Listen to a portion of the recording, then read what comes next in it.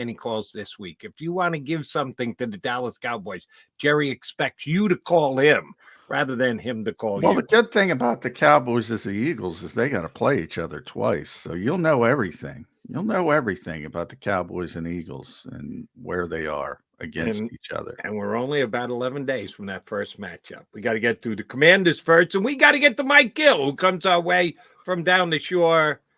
Are you going to blame Rob Thompson for your internet issues? Because a lot of Phillies Twitter is blaming the Phillies manager for last night's loss when Nick Castellanos went 0 for his last 7 games after hitting a leadoff home run in this series against the D-backs.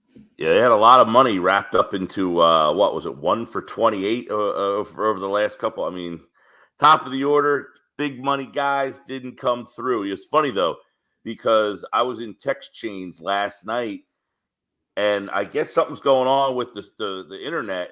I wasn't getting the text messages. I couldn't send them out. They weren't coming in. And I was like, my friends are awful quiet on this one all of a sudden. Well, I'm realizing something's going on with the network, I guess. But that's got to be up there with one of the most disappointing losses of epic meltdown. Epic. Yeah. Well, it's an 84-win team. So it's, always disappointing. And all you need is one they won 90, John. Let's not shortchange them. No, the Diamondbacks. Oh, the Diamondbacks. I thought you meant the Phillies. Yeah. No, they won. Diamondbacks are almost a 500 team in the regular season. Yeah, and you get a run. You could argue baseball. I hear a lot of people arguing, "Oh, Fox doesn't want Arizona and Texas." Well, obviously, but that's not a reason you lost. I mean, what do? There's a football mentality in Philadelphia, and baseball. I was telling Jody knows it's a nuanced game, and everybody's like, "Oh, everything's a disaster, every pitch," and you got to be a little bit more patient. And I also say the modern game, and this, you coach baseball at a lower level, but they create these types of hitters because they don't value small ball. And when you need, and it doesn't matter until you need it, they don't want station to station baseball because the analytics say that you're more likely to hit a 3-run home run than get single. It's part of it. So you're going to have these lulls in offense. The amount of texts I get about bunting, why don't they bunt? You got to bunt here. They don't play that way. Yeah. I just, what am I going to do? I mean, I can only tell you 950 million times. And then, of course, last night in Game 7, they try to bunt. They can't bunt. They don't know how to bunt. But why would you know how to bunt? Yeah, why would you? Would be interesting is if the Phillies would have been able to get to the World Series in Game 7, that would have backed them right up to the Cowboys game because that would have been on Saturday night and the Cowboys game would have been on Sunday. That would have been a pretty – and by the way, in Texas because the Phillies would have been in Fort Worth, that would have been an interesting scene to see if the Philly fans would have gone to Game 7. And I think that game is at Dallas. Is it not, John? The first one's here. Okay. The first one's here. So that would have been interesting if they could have separated their time to Fort Worth and Philly against. Yeah, that way. Yeah. Well, we had that last year with Houston in the World Series. We were down right, but a little different playing the Texans than playing the Cowboys. Yeah. No, the Eagles don't play the Texans. They don't play the Cowboys for 12 days. They play the Commanders come Sunday with Kevin Byard at safety. I think just an outstanding addition by Howie Roseman. Got him for an under market value price, it seems to me. And we had Turin Davenport on yesterday, who covers the Titans, knows Byard well. Desai spoke yesterday, said, this guy's smart as all get out. We're just going to plug him in and he'll be fine. You buying?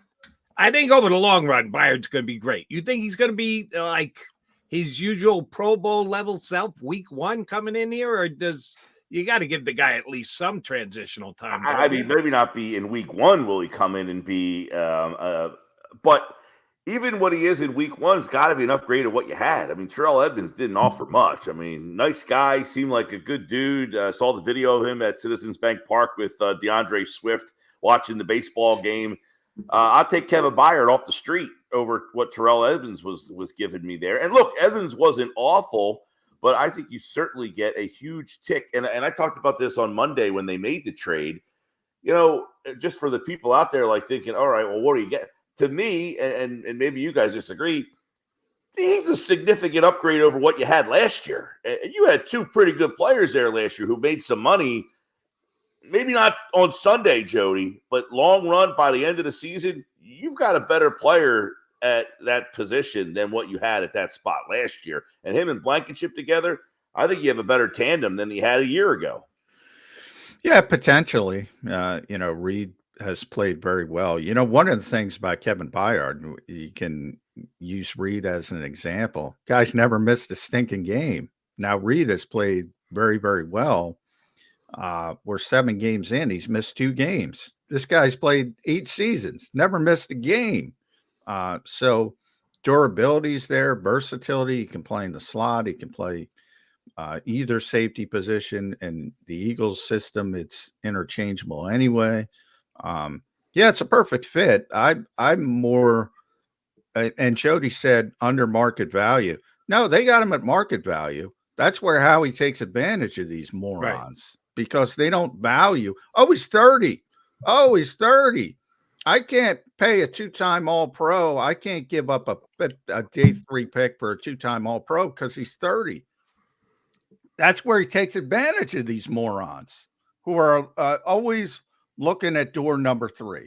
That's how I describe the vast majority of young GMs in this league.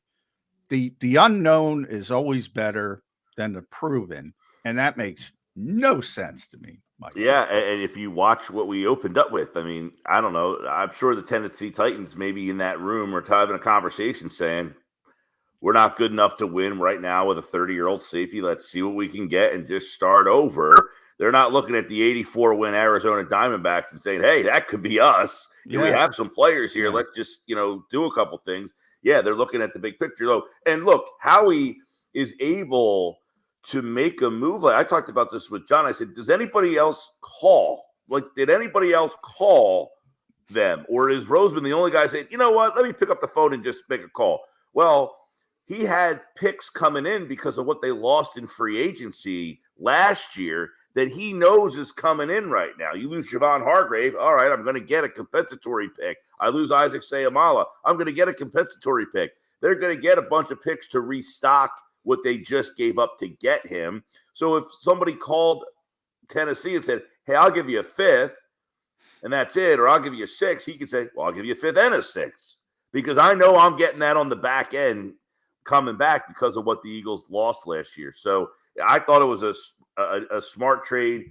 What they gave up, obviously, not a big deal. We're not going to look back and say, man, they gave up a 5th and a 6th for this. Now, last year they gave up a 4th to get Robert Quinn. That blew up in your face. But did it really blow up in your face? I mean, okay. No, that's a fair retort. It didn't blow up in your face. You didn't get what you were hoping. Took a shot. Yeah, you didn't get what you wanted. Was it an L? It's an L.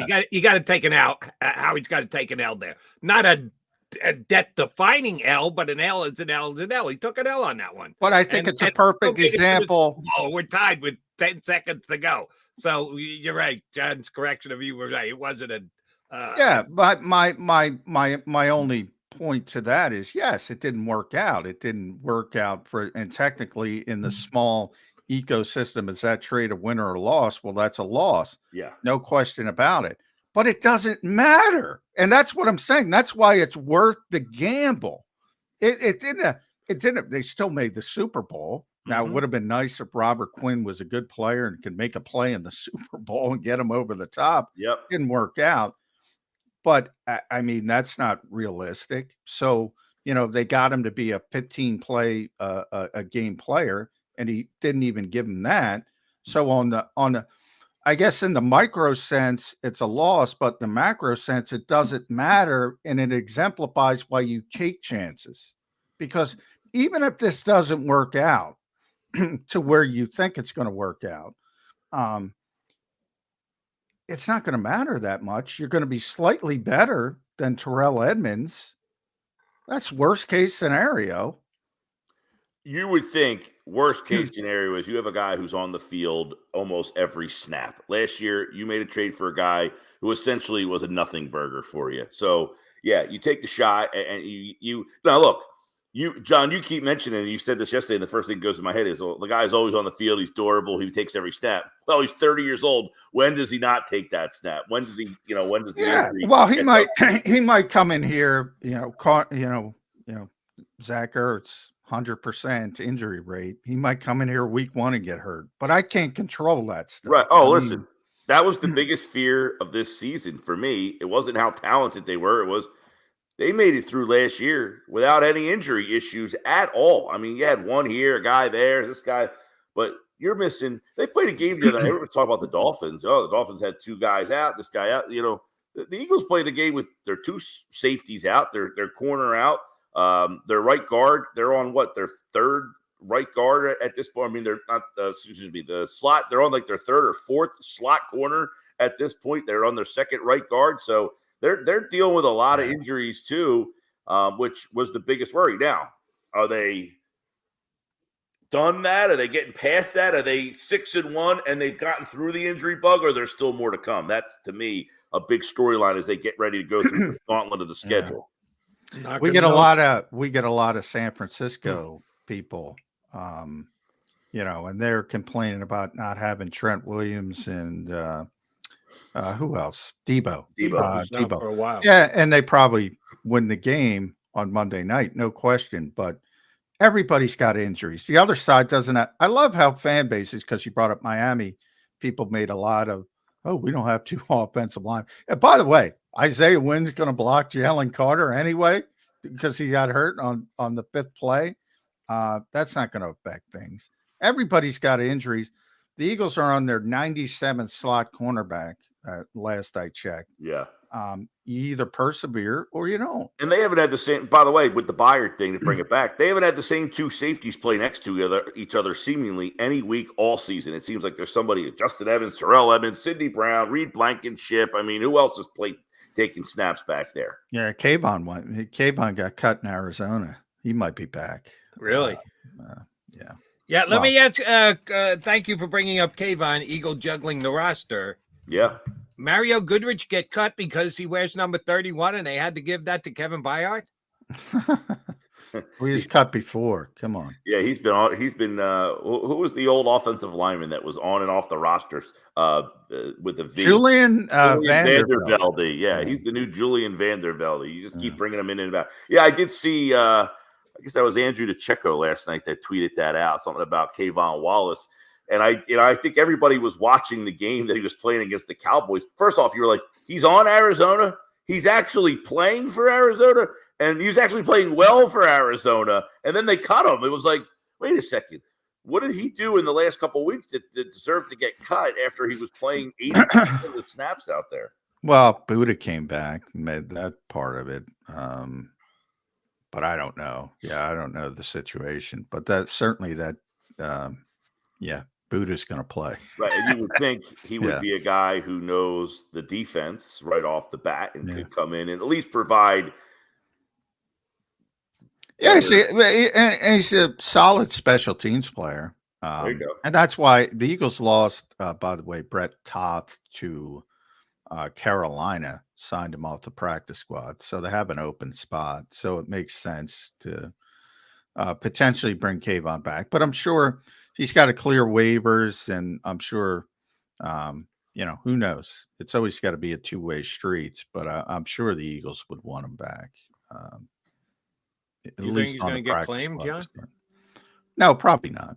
Probably not. But he got claimed once. You never know. He got claimed by his ex-defensive coordinator. Yeah. Jim Schwartz. Did Schwartz and Kayvon have an overlap here? Could Schwartzy take him for Cleveland? Hey, you never know, man.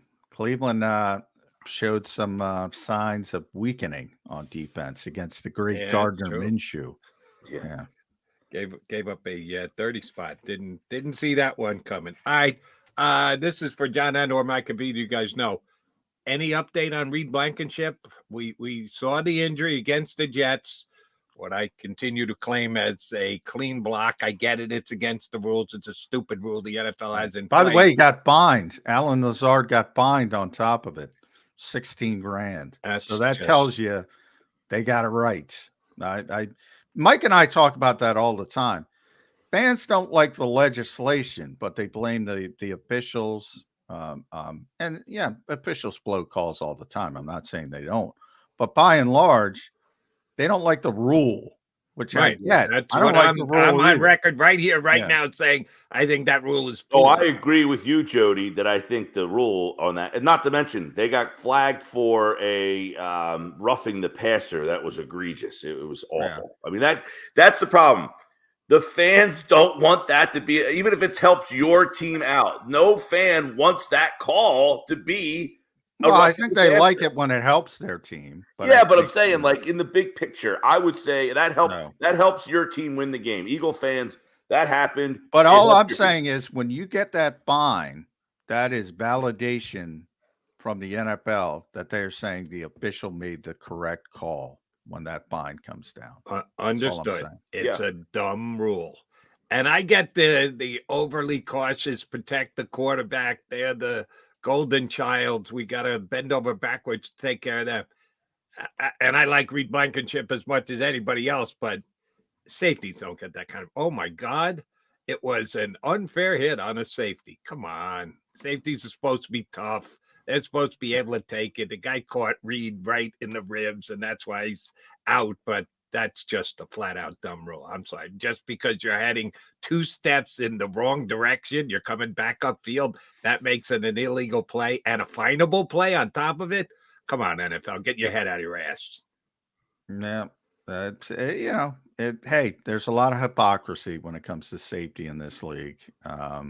And it's all for liability purposes. That's all it is. But as more people push to say, oh, the game's too violent, that's why they have to do this stuff. So I get why the NFL has to do it, and they have to pay this lip service to the safety of the game instead of, I wish we could all admit, you know what? It's a violent game.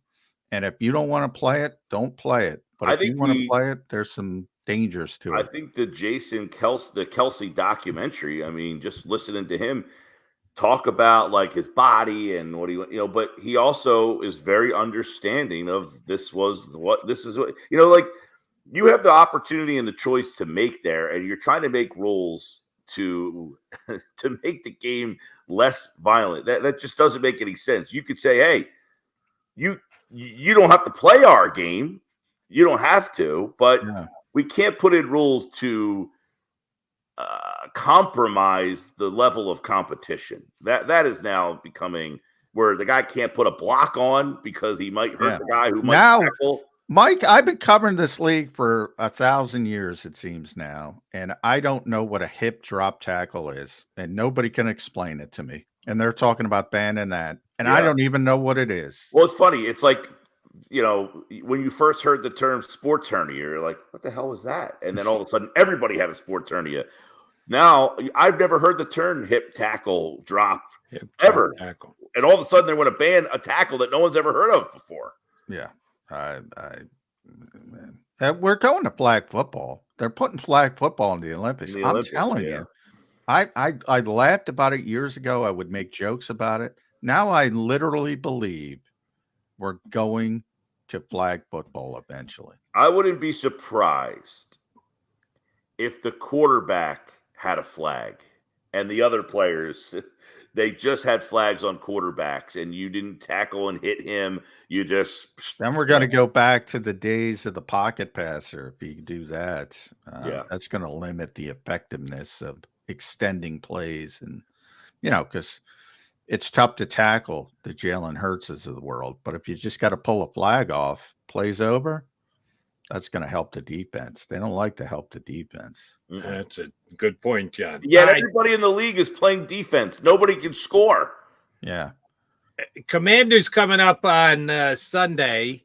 Eagles could very well have lost to the Commanders earlier this season. If Riverboat Ron was actually a riverboat gambler, they could have lost that game. But the Commanders have not played well since, and their offensive line is as big a sieve as there is in the National Football League. How many sacks the Eagles are going to get on Sunday against this mess of the Commanders' offensive line? Well, it seems that Washington kind of gets you every once in a while. That you last year they got you once. I think their opportunity to get you was the game they played a couple of weeks ago. I thought they had a good game plan and executed it. It's one thing to have a good game plan; it's another thing to actually execute it. And I thought Sam Howell had a really good game.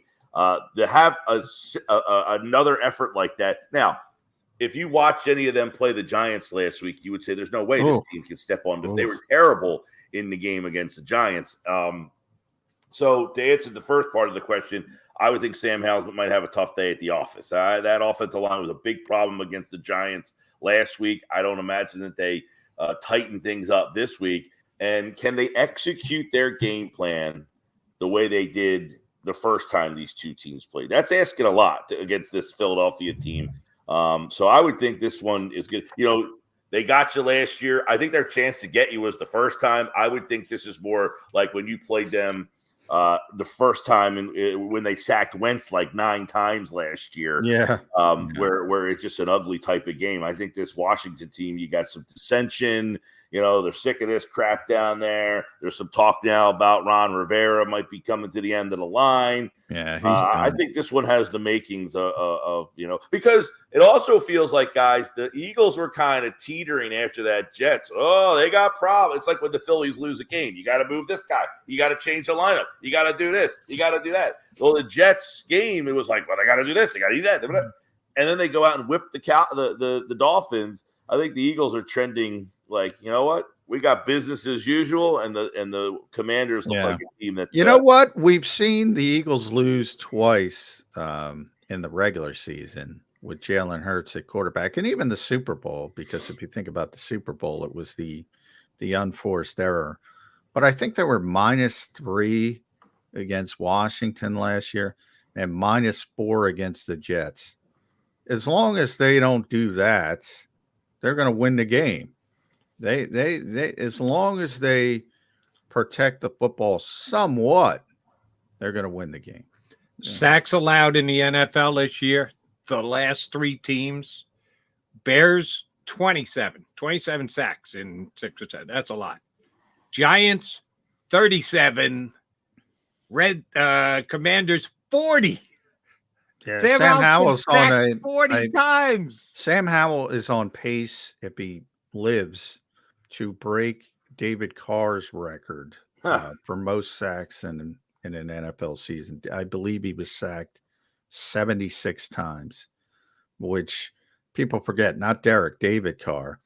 David was really, really talented, but he went to Houston, and he got gun shy after that. Yeah, bad team, bad time, bad offensive line in Washington. Could I would say the Eagles' defensive line right now salivating, the term of let them eat. Yeah, it's going to be a big old fest for the Eagles on Sunday for the defensive line. We didn't ask you at the top. Lean back. What kind of shirt you got on there, Gill? I'm going straight Eagles. Oh, Eagles. Yeah, you got to move on. People got to turn the page. It's now everybody's got a football mentality anyway. Now they can worry about football. And they said a little bit of Sixers angst thrown in because of that mess. But everybody can overreact to football. Yeah, I was running outside. I was trying to figure out what the heck was going on. I just grabbed the first shirt on the top of the pile. I didn't have it in my mind of like, I got to make sure that people get to see a different one this week. That's all right. We'll trust you to have something amusing T-shirt wise next week. Mikey, good stuff. Thanks, bud. Thanks, Mike. All right, that's Mike Gill's show. Listen to him. Sports Bash 2 to 6. 97.3 ESPN down the shore. You can catch him this afternoon. Mike Gill here with us on Birds 365. All right, Mac coming